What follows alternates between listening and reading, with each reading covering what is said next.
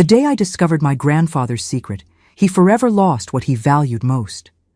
That antique mirror didn't just reflect my body, it reflected his sick desire. When it was over, the ambulance took away only an empty shell of the man who once made me tremble. Good morning, good afternoon, or good evening, my dear viewers. How wonderful it is to chat with you today.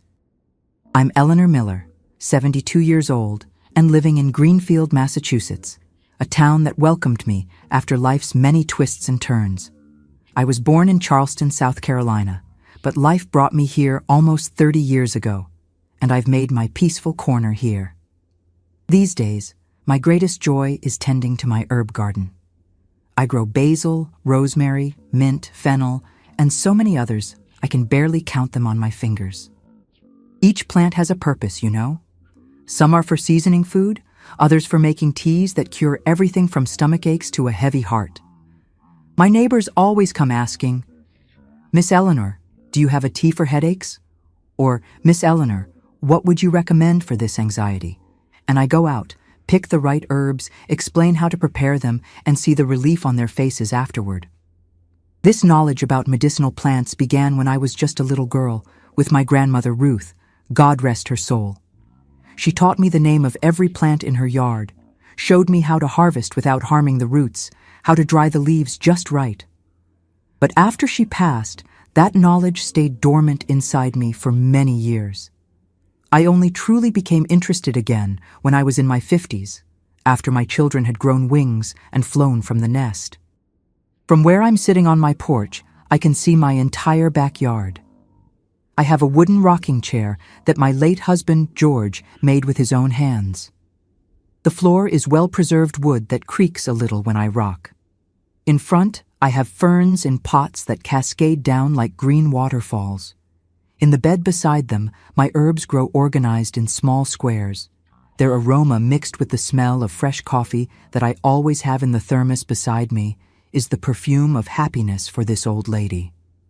Oh, my dears, before I continue, I'd like to ask a small favor.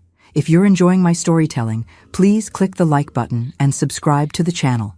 It really helps bring this old lady's stories to more people. And you, my dears who are watching now, tell me in the comments, from which town are you watching? And what time of day did you find this video? Early morning with coffee, after lunch, or already in the evening?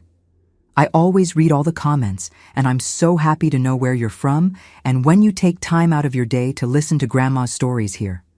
Tell me, okay? Let's create a chain of caring. Today I'm going to tell you a difficult story, one I've kept in my heart for many years. It's about a mirror that reflected more than just faces.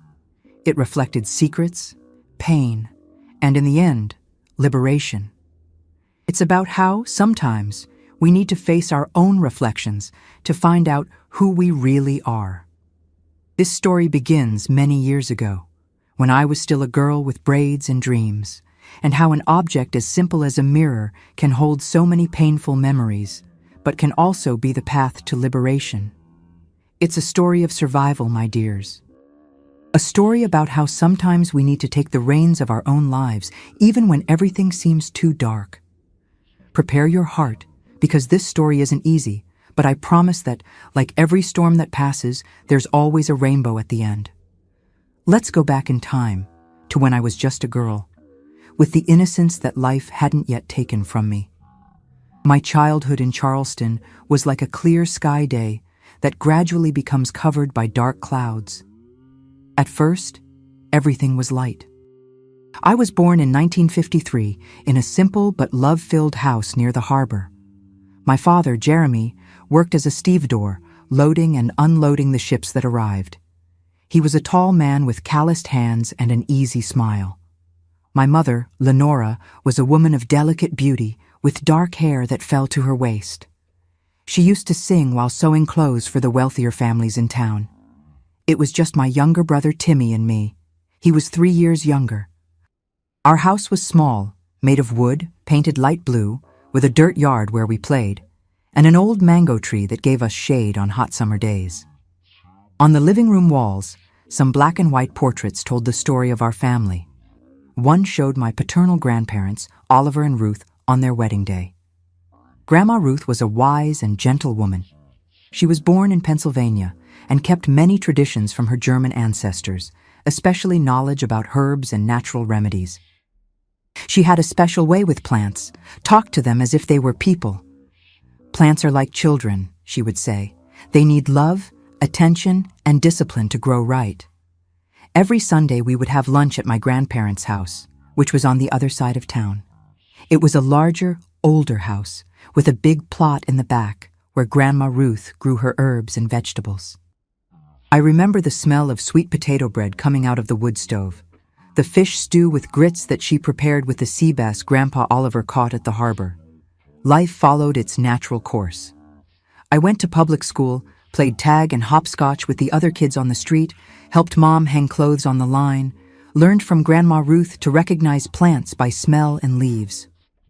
During the 4th of July, the entire town would be decorated, and we would dance at the central square with bonfires lit and colorful flags waving in the wind.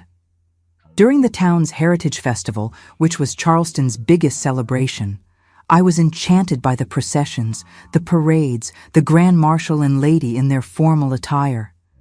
But when I was 9, the first dark cloud appeared.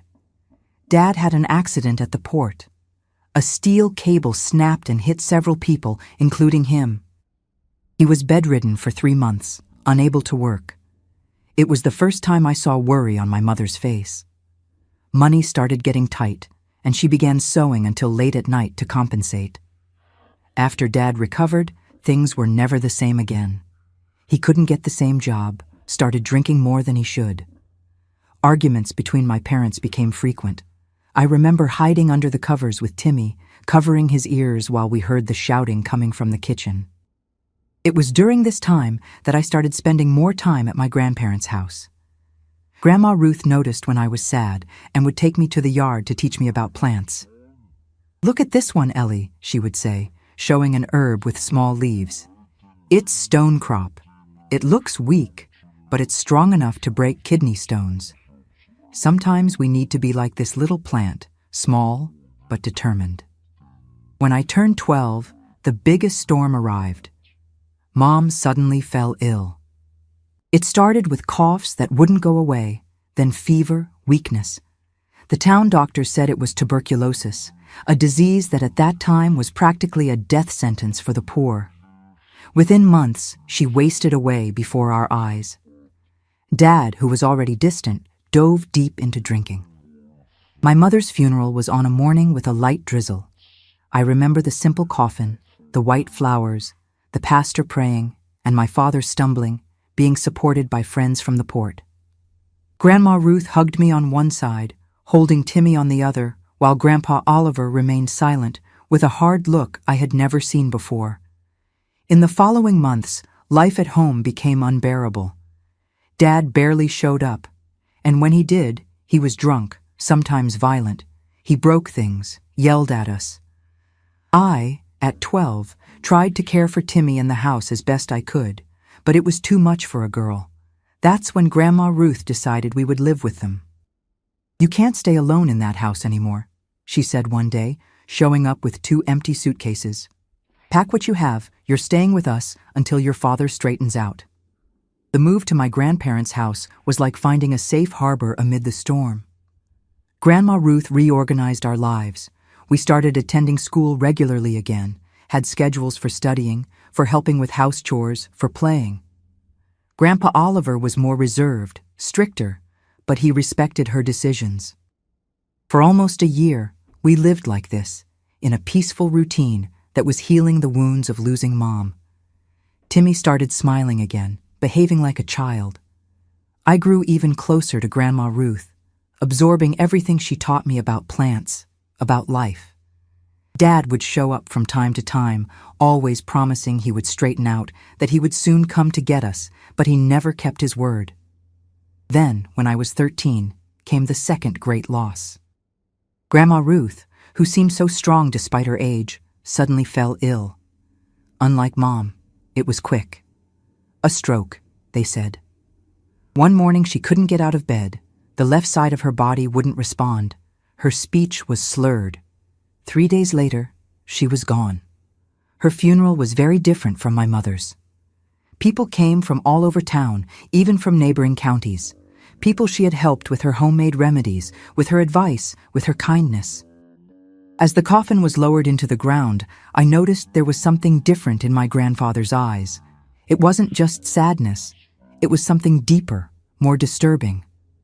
That same night, after all the visitors had left and Timmy was already asleep, Grandpa Oliver called me to the kitchen. He sat at the table, indicating I should do the same.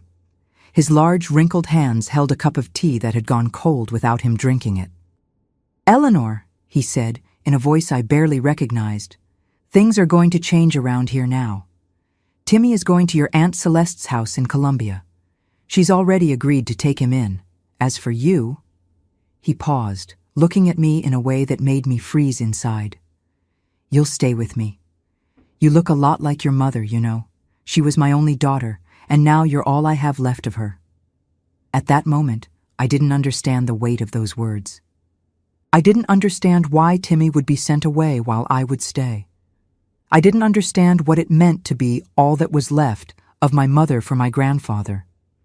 But something in the way he said it, in the way his eyes examined me, triggered an alert in me that I couldn't interpret.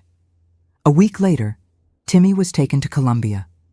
I cried, hugging my little brother, promising we would see each other soon, that it was just for a while. But deep down, something told me that this separation would change our lives forever. And that's how, at 13, I was left alone in that big old house, with a grandfather who, with each passing day, seemed less like the man I knew before Grandma Ruth's death. The first days alone with Grandpa Oliver were strange, but not frightening. He seemed lost without Grandma Ruth, wandering around the house like a shadow, sometimes forgetting to eat meals. I tried to help as best I could, preparing what I knew in the kitchen: rice, a fried egg, a simple soup I'd learned from Grandma. He ate in silence, sometimes thanking me with a nod, and returned to his business. 3 weeks after Grandma Ruth's funeral, things started to change. It was a Friday afternoon. I had just returned from school. Grandpa Oliver was sitting in the living room with an old wooden box on his lap. When he saw me, he gestured for me to approach. "Sit here, girl," he said, pointing to the sofa beside him. I obeyed, curious about what that box might be. "This belonged to your mother," he continued, opening the lid carefully. Inside were some simple jewelry, hair ribbons, a wooden rosary, and a mother-of-pearl handled hairbrush. "Lenora was the most precious thing in my life," he said, his voice breaking a little. "When she was born, I swore nothing bad would happen to her as long as I lived." He took the brush and held it against the light coming through the window. "She had hair just like yours, you know, dark, straight, shiny. Sometimes she would spend hours getting ready in front of the mirror in her room." At that moment, he raised his eyes from the box and stared at me in a way that made my stomach turn cold. There was something hungry in that look, something that shouldn't be there. "Come with me," he said, suddenly rising. "I want to show you something." He took me to the room that had been my mother's when she was young. I already knew the room. It had an old wardrobe, a twin bed with a lace bedspread, a vanity with an oval mirror. The room was always closed. Grandma Ruth said it was to keep the memories preserved. Grandpa Oliver opened the door and made me enter. The air was stale, smelling of disuse. He turned on the light, a weak bulb that gave everything a yellowish tone, and closed the door behind us. He walked to the vanity, where there were several old perfume bottles, some hairpins, and a framed photo of my mother at 16. This was her favorite mirror, he said, running his hand over the frame of the oval mirror. She would sit here every night, brush her hair 100 times, I counted, and then say her prayers before sleep. He took the mother-of-pearl brush from the box and placed it on the vanity. Then he turned to me with a different look. "Eleanor, do you know you're the same age your mother was when this photo was taken?" he asked, pointing to the portrait. "It's amazing how alike you are."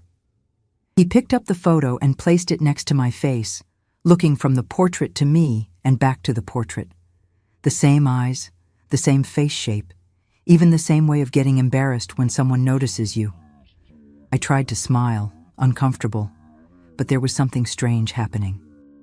Something in the way he compared, how his eyes traveled over my face, my body, as if he were trying to see someone else through me. "From today on," he said, putting the photo back on the vanity, "you'll use this room. It was your mother's room, now it will be yours. And every night, before bed, you'll sit here like she did and brush your hair 100 times, to honor her memory, to keep her presence alive in this house." "But Grandpa," I began to protest, "I like my room and—" "It's not a request, Eleanor," he interrupted, his voice hardening. "This is how it's going to be from now on. Your grandmother is no longer here to contradict me. In my house, I decide. And I've decided that you will keep your mother's memory alive. Understood?" I nodded, swallowing hard. There was something wrong with all this, but I was a 13-year-old girl, alone, with nowhere to go. That same night he came to the room to teach me the ritual. He said I should be dressed only in a white nightgown, like my mother wore. He handed me one that had been hers, kept in one of the drawers. It was too big for me, but he insisted I wear it. "Now sit in front of the mirror," he ordered, positioning himself behind me. I obeyed, trembling a little. "Take the brush and start combing, slowly, like she did." I started brushing my hair, embarrassed that he was there, watching my every move. In the mirror, I saw my reflection, and behind me, the figure of my grandfather, his eyes fixed on me. "Not like that," he said, irritated. He approached and took the brush from my hand. "Let me show you how she did it." He started brushing my hair, but there was something disturbing in the way he did it, as if he were caressing. His fingers touched my nape, my shoulders. I shrank instinctively. "Sit straight," he ordered. She had perfect posture, always upright, always elegant. I straightened my back, holding my breath. In the mirror, I saw my pale, frightened face, and I saw his face changing, as if he were seeing someone else there, not me. "My Lenora," he murmured, and a shiver ran down my spine. It wasn't me he was looking at. It was the ghost of my mother that he imagined seeing through me. After brushing my hair, he simply put the brush on the vanity and said, "Tomorrow you do it by yourself. I'll come to check if you're doing it right." And he left, leaving me trembling and confused. For the following nights, the ritual continued.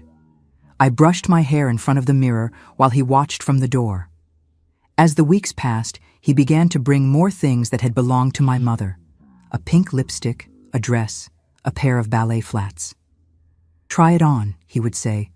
"I want to see how it looks on you." With each new item, with each new ritual, his behavior became more disturbing. He began to ask me to change clothes in front of him. "It's to see if the dress fits right," he justified. I was reluctant, but he insisted, saying he was the head of the house, that I owed him obedience, that my father had abandoned us, and only he cared about me. When I turned 14, the ritual got even worse. He demanded that I change completely in front of the mirror while he watched, sitting in a chair in the corner of the room. I tried to cover myself, to turn my back, but he would yell when I did. "Turn to the mirror." She always looked in the mirror when she changed. With my back to him, facing the mirror, I would take off my clothes and put on the white nightgown, quickly, trying to expose myself as little as possible. But I felt his eyes on me all the time, and I heard his breathing changing, getting heavier. From the chair where he sat came sometimes a creak, a rhythmic movement.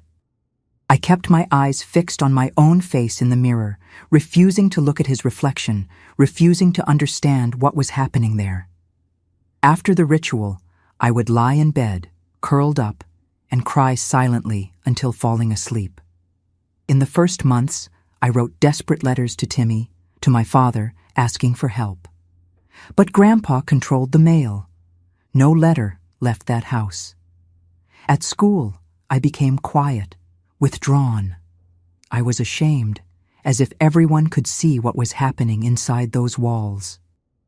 As if I were stained by something dirty that wasn't my fault, but still consumed me. A teacher, Mrs. Wallace, noticed my change. One day after class, she called me to talk. "Is everything okay at home, Eleanor?" she asked, her kind eyes searching mine. I thought about telling her, about screaming the truth. But at the last moment, fear won. "Everything's fine, Mrs. Wallace," I lied. "I just miss Grandma Ruth." She didn't insist, but now and then she observed me with a worried look. Perhaps if I had told her, everything would have been different. But the fear of what might happen, of where they would send me, of how I would be far from Timmy, made me keep that horrible secret. Over time, I developed a defense mechanism. While I was in front of the mirror, under my grandfather's sick gaze, I would disconnect. My body was there, obeying his orders, but my mind traveled far away. I imagined I was in the yard with Grandma Ruth, learning about plants. Or at Charleston Beach, feeling the sand between my toes, the salty wind on my face. Anywhere but that room, that mirror that reflected my humiliation. And so, day after day, night after night, I lived in that silent nightmare, with no one to defend me, no one to save me. A prisoner of flesh and blood, for the sick desire of a man who confused his granddaughter with the daughter he should never have desired in that way. Until, at 15, I found something that would change everything. What I found was a key. Small, old, hidden under a loose floorboard in the room. I discovered it by chance, when I dropped an earring and it rolled under the bed. As I looked for it, I noticed that one of the wooden boards wobbled. Curious, I lifted it, and there it was, a small brass key, tied to a piece of faded ribbon. For days I carried that key with me, hidden in a small cloth pouch that I sewed myself and attached to the inside of my clothes. I didn't know what it opened, but I felt it was important. It was my secret, the first thing Grandpa Oliver didn't control in my life since I began living that nightmare. Time passed, and the rituals in front of the mirror became more elaborate, more humiliating. It wasn't enough anymore to just change clothes and brush my hair. Grandpa began to bring makeup that had belonged to my mother. "Put on lipstick like she did," he would order. "The blush on your cheeks like this." And sometimes he himself would apply it, his trembling hands touching my face in a way that made me nauseated. There were days when he would drink before the ritual. On those nights it was even worse. He talked more, said things a granddaughter should never hear from a grandfather.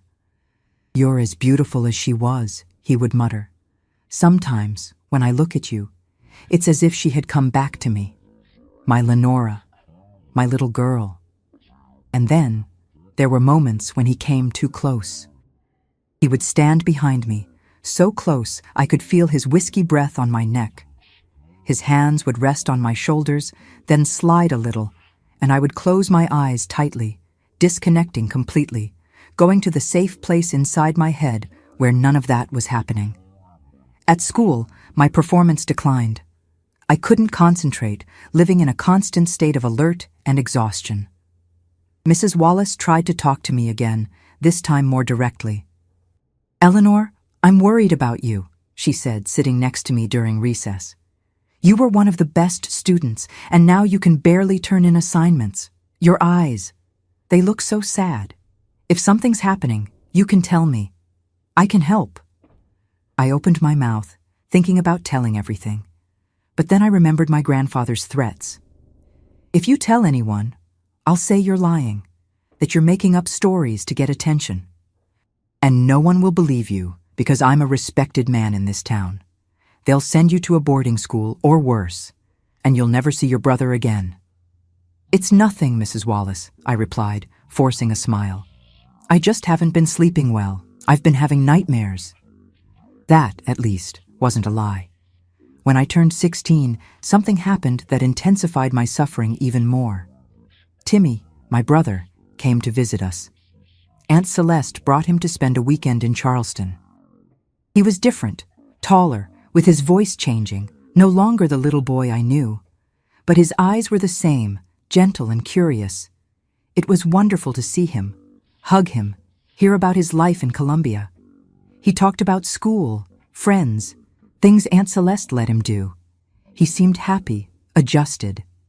I missed him so much it hurt, but at the same time, I was relieved that he was away from that house, that situation. On Sunday, before he left, we managed a few moments alone in the yard. He looked at me seriously, a very mature look for his 13 years. "Eleanor, are you really okay? You seem different, sad." I swallowed hard, holding back tears. I wanted so much to tell him, share that burden.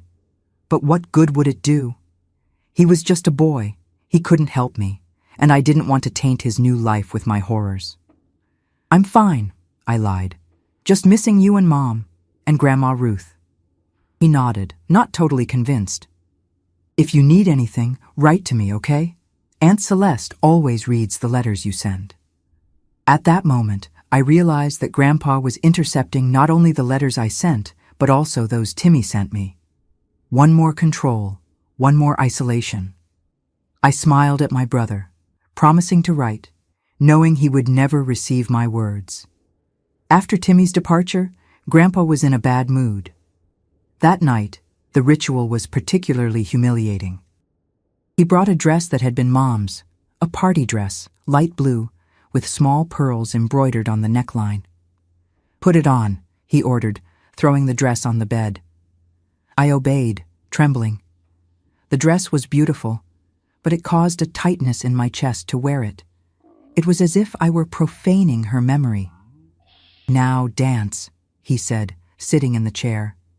"Your mother loved to dance. At her 15th birthday party, she danced the waltz with me, dressed exactly like this." I froze, not knowing what to do. There had never been such an order before. "Dance!" he shouted, hitting the floor with his cane. I began to move, awkwardly, without music, just swaying from side to side, looking at the mirror and seeing the pathetic figure I was, a frightened girl in a dress too big, dancing to satisfy an old man's sick fantasy. "Not like that," he growled, getting up. He grabbed my hand forcefully, pulled me to him, like this.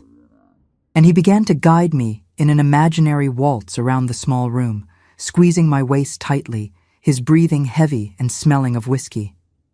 I closed my eyes, disconnecting completely, letting my body be dragged around the room while my mind fled far, very far away. When he finally released me, I stumbled to the edge of the bed and sat, exhausted. He stood looking at me, his eyes cloudy with drink and something darker, more disturbing.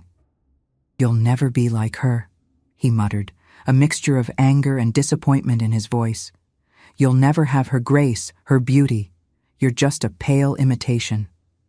And he left, slamming the door, leaving me there, still dressed in the party attire of a dead woman.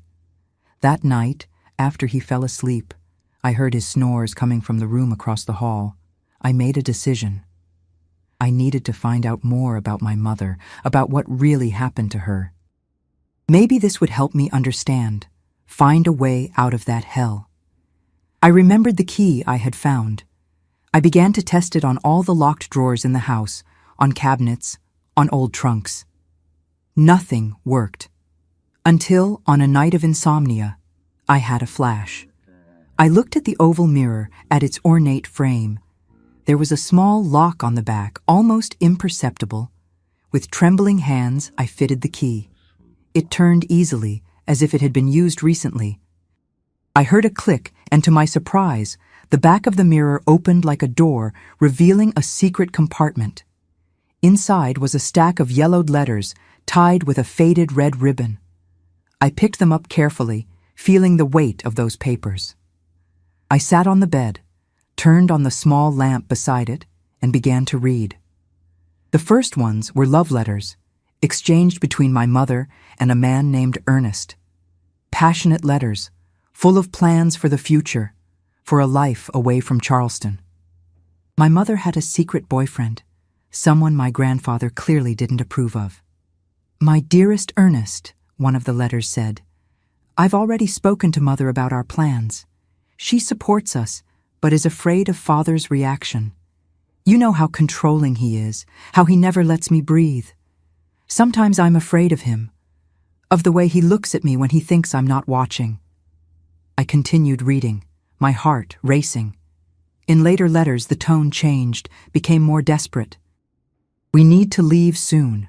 I can't stand living in this house anymore. Father found out about you and made terrible threats. He said he would rather see me dead than see me with another man. I'm afraid, Ernest, afraid of what he might do. The last letter was the most disturbing of all, dated just 2 weeks before my mother's death. My love, I need to tell you something that fills me with joy and fear at the same time. I'm expecting your child. Our girl, yes, I feel it's a girl, is already growing inside me. Mother is the only one who knows, and she swore to keep the secret. Father must never find out. We need to flee as soon as possible. Come get me on Friday, as we arranged. I'll be waiting at the usual place, with just the essentials. Let's start a new life, away from this place, away from him. I read and reread that letter, tears streaming down my face. My mother was pregnant when she died, with a child from a man who wasn't my father, a man named Ernest, whom she loved and with whom she planned to run away. What happened to her wasn't an accident, as they always told me. The sudden fever that took her in a few days, the rushed funeral without an autopsy, the heavy silence that fell over her death. My grandfather had found out. He discovered everything, the secret boyfriend, the pregnancy, the escape plans, and he didn't allow it. He preferred to see her dead than lose her to another man. That was when I understood the true extent of the horror in which I lived. I wasn't just suffering abuse, I was in the hands of a murderer. The man who probably killed my mother now kept me prisoner, using me as a perverse substitute for her. That night, after discovering the letters, I couldn't sleep. I lay in bed, staring at the ceiling, the revelations spinning in my mind like a whirlwind. My grandfather wasn't just a disturbed man with sick desires, he was a murderer. He killed my mother because he couldn't bear her loving another man, carrying another man's child. And I was under his complete power, alone in that isolated house, with no one to help me. If he was capable of killing his own daughter, what would stop him from doing the same to me if I confronted him? If I tried to escape? The next morning, I went down for breakfast, pretending nothing had changed. I served his coffee as I always did, put the bread on the table, smiled when necessary. But inside, I was different. The fear was still there, but now there was something more. A cold, calculating anger that grew with each hour. "You're quiet today," he commented, looking at me over the cup. "Just tired, Grandpa," I replied, avoiding his eyes. "I didn't sleep well." He grunted, returning his attention to the newspaper. That newspaper that always portrayed him as a respectable citizen of Charleston, a dedicated widower, a loving grandfather.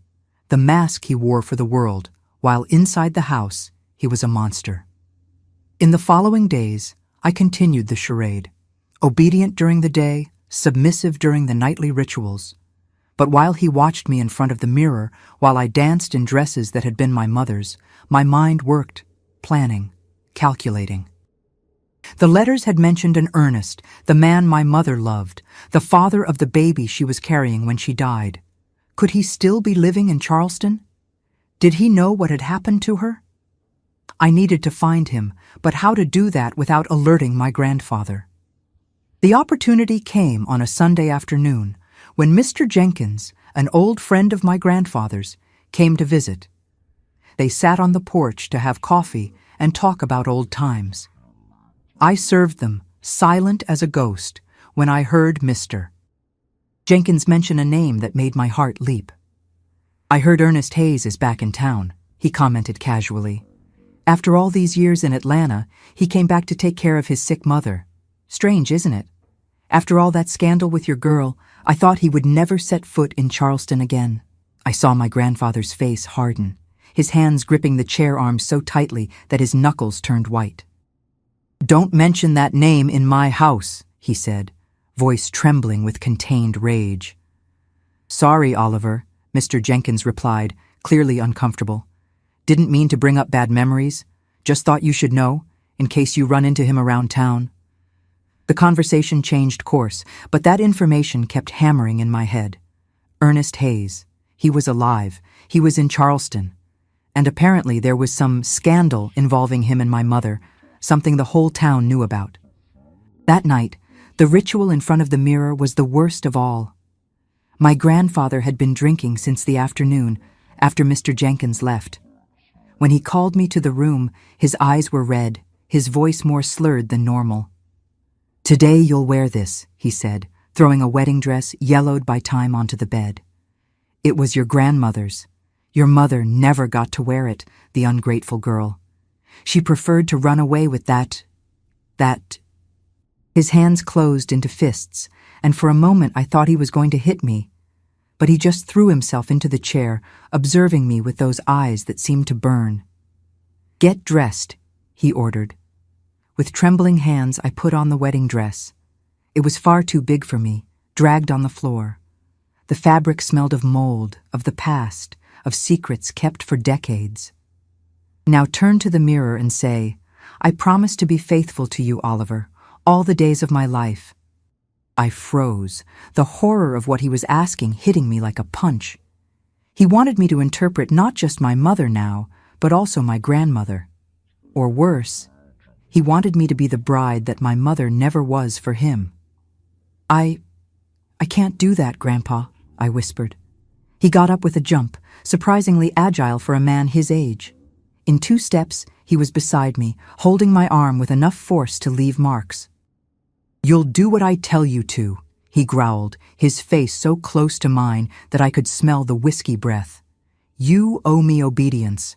I raised you when your father abandoned you. I gave you a roof, food, education, and you will respect me." "Like you respected my mother?" The words came out before I could contain them. "Like you respected her when you found out she was pregnant with another man's child? When she wanted to run away with Ernest Hayes?"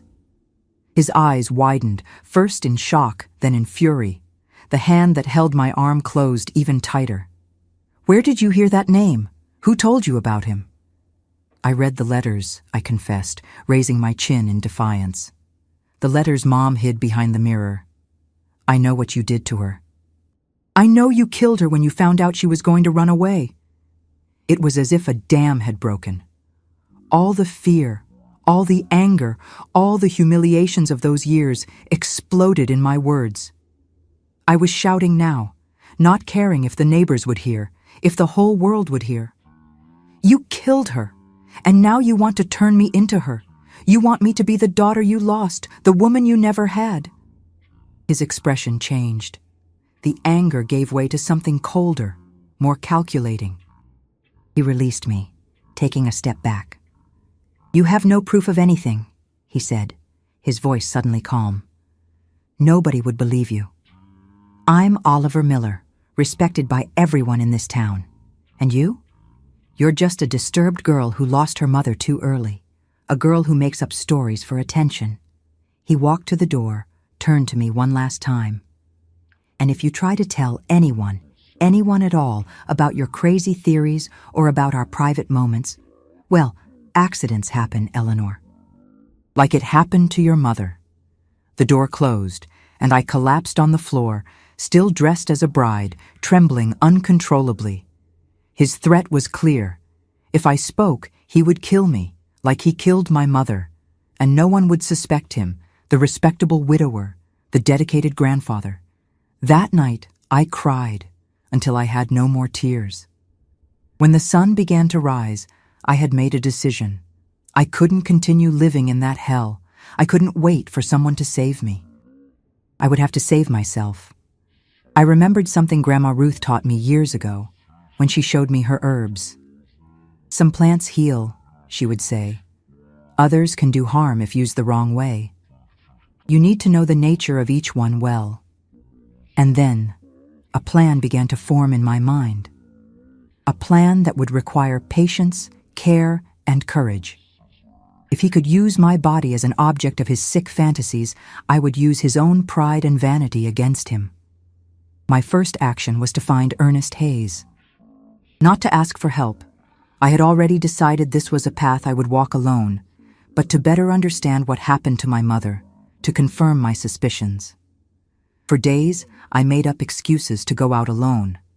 I needed to buy school supplies, I said, or do group work at a classmate's house. Small lies that gave me a few hours of freedom. I discovered that Ernest worked at a pharmacy in the town center, a middle-aged man, graying at the temples, sad eyes. On the first day, I just observed from afar.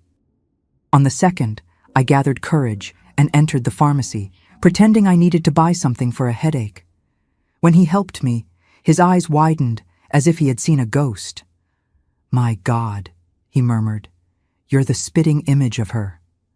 "Of my mother," I confirmed in a low voice. "Lenora."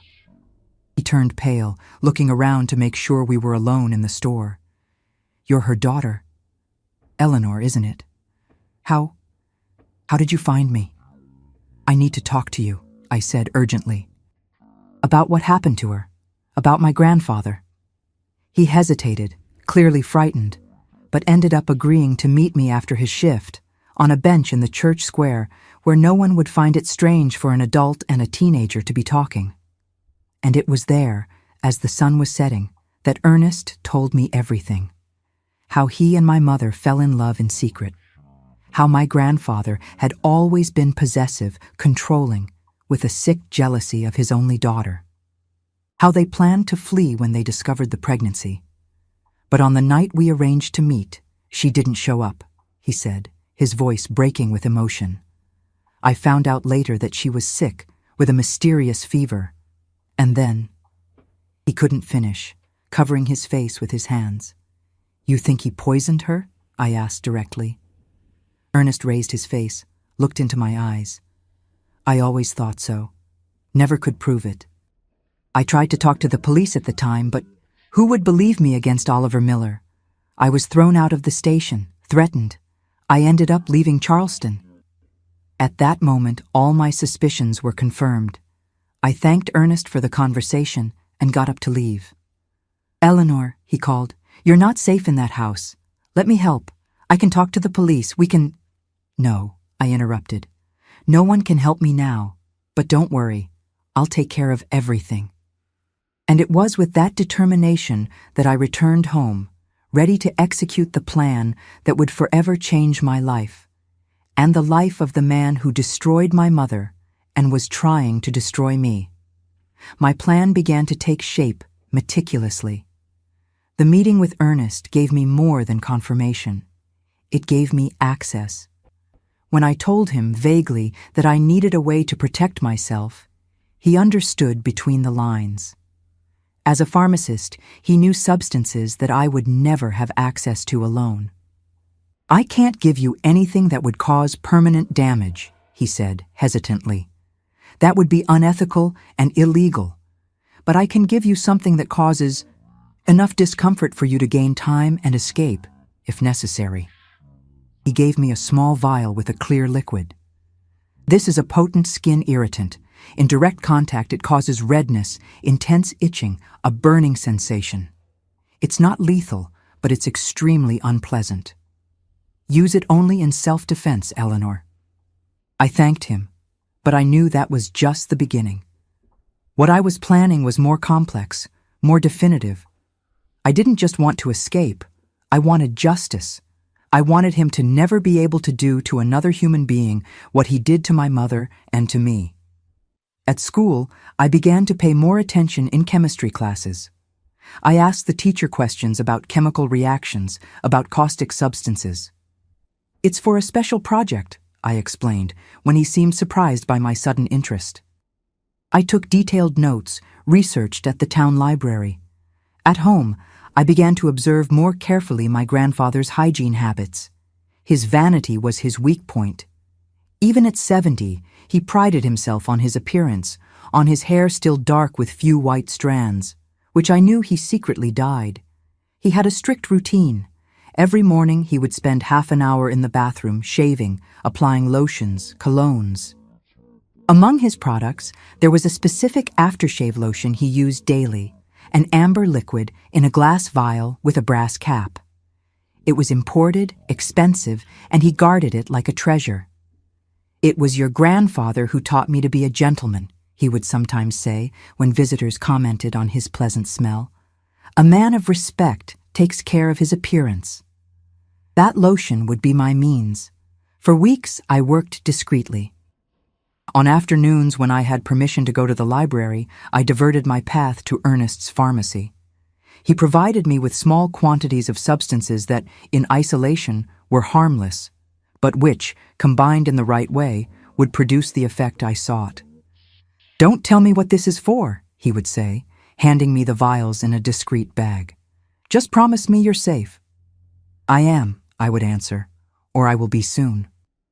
In the yard of the house, I reactivated the small herb garden that Grandma Ruth maintained. "I want to learn more about the plants she loved," I explained to my grandfather when he questioned. He liked the idea, seeing in it a way for me to be more feminine, more like my grandmother and my mother.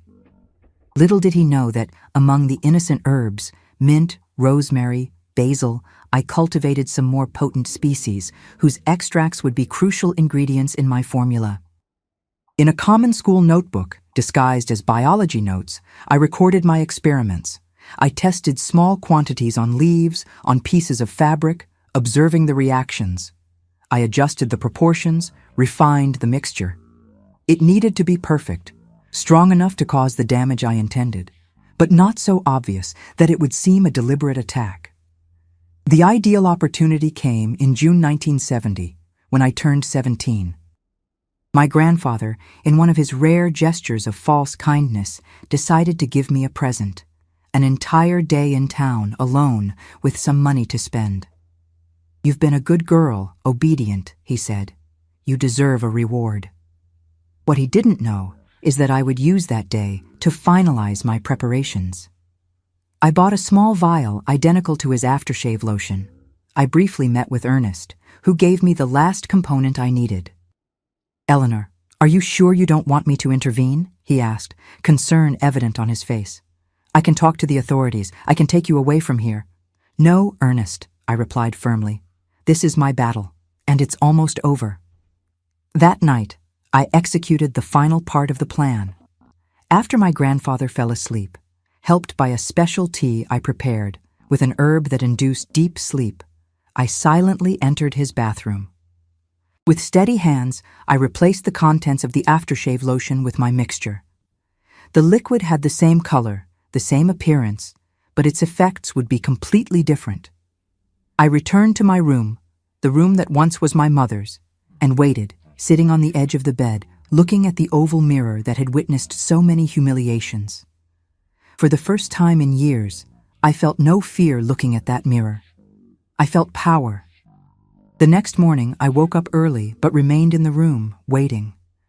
I knew exactly when my grandfather would enter the bathroom, when he would start his morning routine.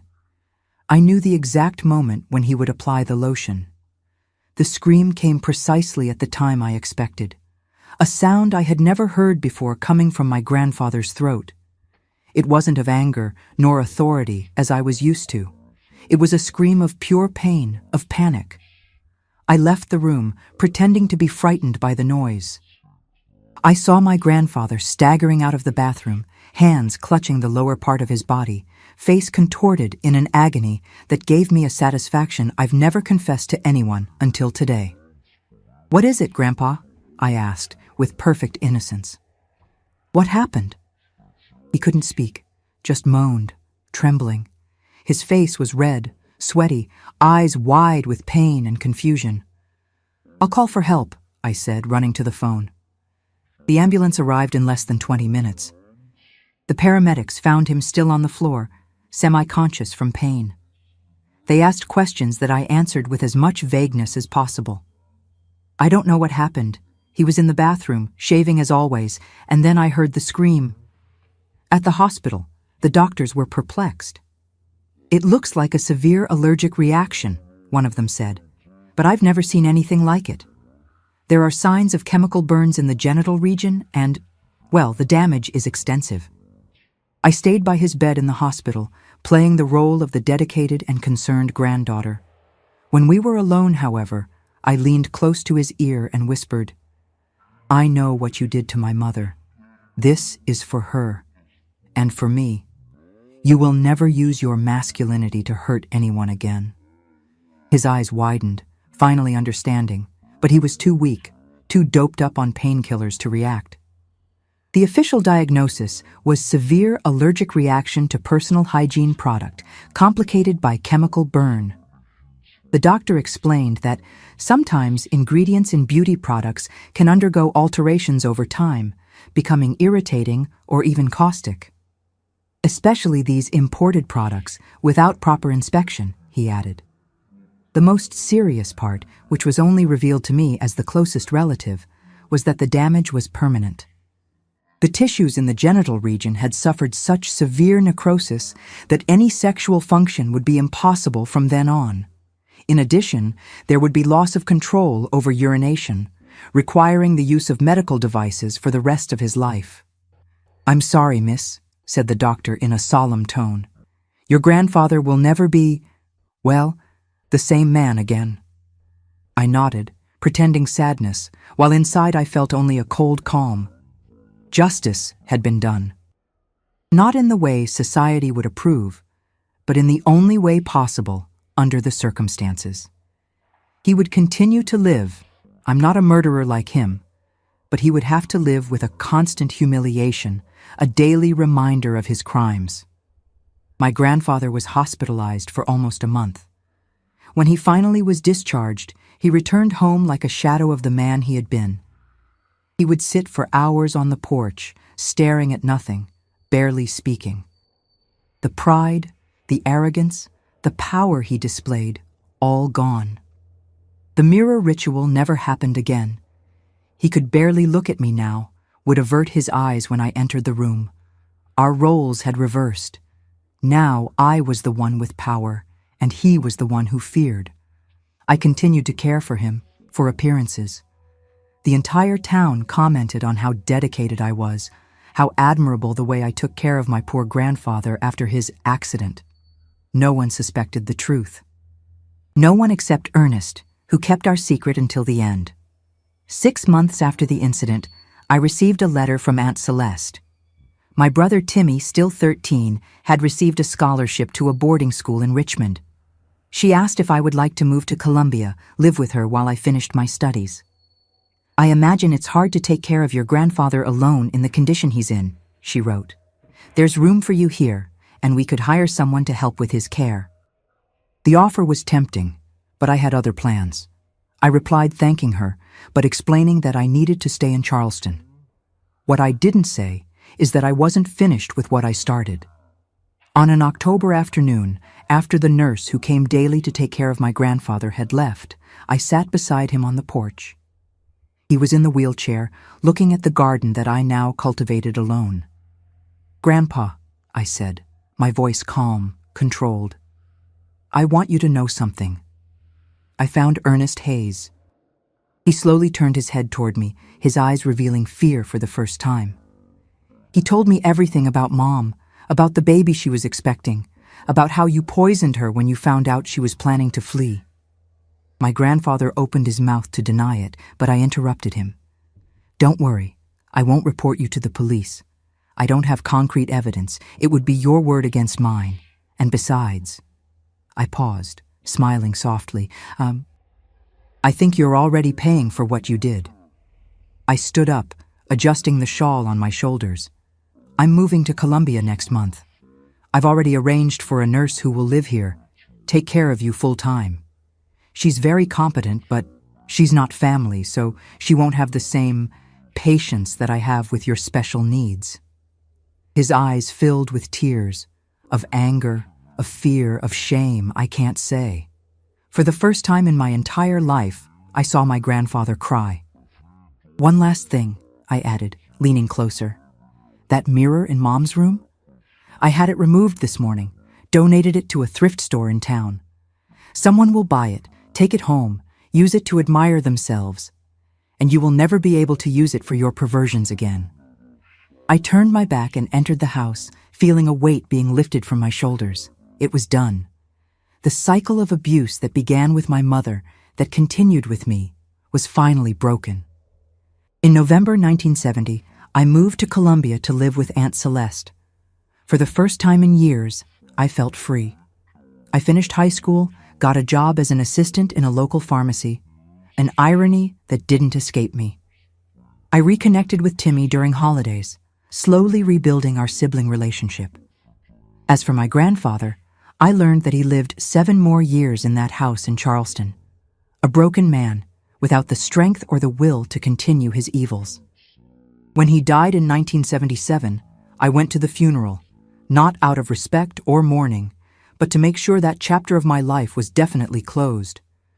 Ernest was also there, discreet, keeping his distance. We exchanged just a look, a nod. Words weren't necessary between us. After the funeral, I sold the house in Charleston. I used the money to establish myself better, continue my studies. Eventually, I graduated in pharmacy, following in the footsteps of the man who, in a way, helped me conquer my freedom. And that's how, my dears, I managed to escape the cycle of abuse and control that almost destroyed my life, just as it destroyed my mother's. It wasn't an easy path, nor always one that others would understand. But it was the path I found to survive, and eventually, to live. Today, at 72, I live a quiet life here in Greenfield. My little corner of peace, as I like to call it. The town welcomed me almost 30 years ago, when I moved here with my late husband, George. He was a forest engineer and received an offer to work in conservation at the Green Mountain National Forest, not far from here. We came thinking we would stay a few years, but ended up falling in love with the place, the people, the pace of life. And we stayed. George left us 8 years ago, from a sudden heart attack. It was hard, very hard. We had been married for over 30 years, built a life together. I met him in Boston, where I went to work after graduating in pharmacy. He came into the pharmacy where I worked looking for something for allergies. We talked, he invited me for coffee, and from that coffee was born a love story that lasted until his last day. My 2 children are grown, with their own families. Gabriella, the eldest, lives in Hartford with her husband and my 2 teenage grandchildren, Helen and Philip. She followed an academic career, is a university professor of botany. I think she inherited a bit of my passion for plants, but in a more scientific way. Daniel, my youngest, lives farther away in Portland. He's a pediatrician, married to Robert. The 2 adopted a girl, Lucy, who is now 6 years old and is the joy of my days when she comes to visit during vacations. My daily routine is simple, but satisfying. I wake up early with the birds singing. I prepare my coffee, sit on the porch to watch the sun rising behind the maple trees. Then, I go to my herb garden. It's my sacred corner, where I feel connected to nature, to my roots, to the memory of my grandmother Ruth. The knowledge about medicinal plants, which began as a childhood curiosity alongside my grandmother, became my true vocation after I retired from the pharmacy. I started studying more deeply, reading books, taking courses. Today, I have a small notebook where I note all the properties of each plant, the possible combinations, the preparation methods. The neighbors here in the neighborhood already know, when they have a health problem, they come to talk to me first. Miss Eleanor, I have a terrible migraine. Miss Eleanor, my digestion is awful. Miss Eleanor, I can't sleep properly. And there I go to the garden to pick the right herbs, prepare the teas, the infusions, the compresses. I don't charge anything for this. I do it out of love, out of gratitude for the life I have today. 3 times a week, I give volunteer classes at the neighborhood community center. I teach younger women about the healing power of plants. It's knowledge that can't be lost, I always say. Our grandmothers knew, our mothers forgot, and now it's up to us to rescue this wisdom. On Sundays, I go to Mass at St. Peter's Church nearby. I'm not devout, but I find comfort in faith, in community. After Mass, there's always a collective coffee in the parish hall. The ladies bring cakes, pies, homemade cookies. I bring my cornbread with fennel, which everyone loves and always asks for the recipe. Once a month, I receive a visit from my friend Margaret. We met in the town's craft group over 20 years ago. She does crochet, I do embroidery. We spend the afternoon chatting, laughing at ourselves, remembering old stories, commenting on the town's news, which isn't much, to be honest. It's a type of friendship that can only be earned with the years, with maturity.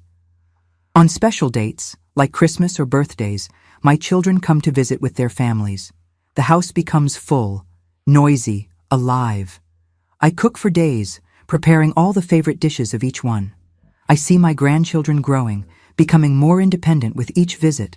Helen, the oldest, has already asked me to teach her about herbs. "Grandma, I want to learn everything you know," she said the last time. My heart filled with joy hearing that. Of all the things I've achieved in life, peace is what I value most. Peace of mind, peace in the heart. I went through terrible moments, it's true. I carried burdens too heavy for a girl, faced demons that many couldn't imagine. But I survived. Not just survived. I learned to live fully. When I look back at that frightened girl in front of the mirror, I feel a deep compassion. I wish I could hug her, tell her everything would be all right in the end. That she would find love, build a family, have a meaningful life. The past left scars, I can't deny.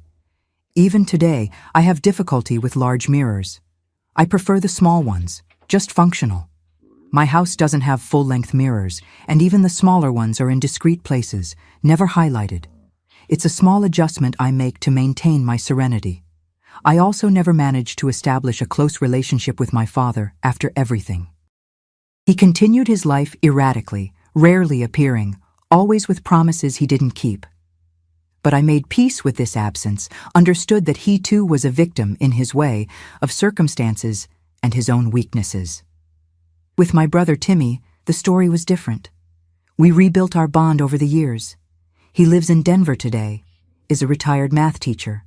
We talk every week by phone, and once a year he comes to visit me, or I go there. When we're together, it's as if the years of separation never existed. Life taught me that true strength isn't in revenge, although sometimes it seems the only path possible. True strength is in the ability to rebuild, to flourish even after the worst storms. Like those plants in my garden that, after being drastically pruned, come back stronger, more beautiful. And that's the lesson I carry with me every day as I care for my herbs, my flowers, my simple and blessed life here in Greenfield.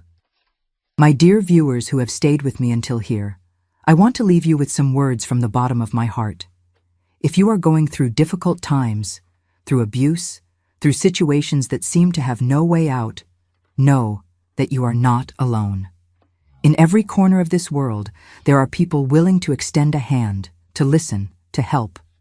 I learned through pain that silence only protects those who hurt us.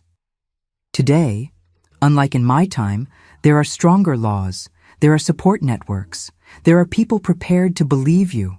Please, don't keep to yourself what hurts you. Seek help, even if it seems frightening, even if it seems impossible.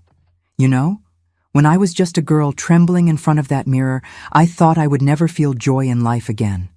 I thought the shadows of the past would always chase me, but I discovered that we are stronger than we imagine. That life, no matter how hard it is at times, always offers new chances, new paths. The mirror that reflected my pain for so many years ended up becoming a symbol of liberation. When I got rid of it, it was as if I were getting rid of the invisible chains that bound me to that house, that man, that past. The pain we carry can destroy us or transform us. It can turn us into bitter, distrustful people, or it can give us a special sensitivity to recognize suffering in others and extend a hand to help. The choice is ours. The path I chose wasn't perfect, wasn't one that authorities or society would approve. It was the possible path for a girl without options, without support, without a way out. Today, decades later, I see that there are other possibilities, other resources. If you're hearing my story and identifying with it, seek those resources. Seek the help that I didn't have. In any country, in any culture, abuse is a violation of the most basic human rights. No one has the right to use their power to hurt, control, or humiliate another person. No one has the right to steal your dignity, your voice, your future. When we plant seeds in the garden, we know not all will germinate.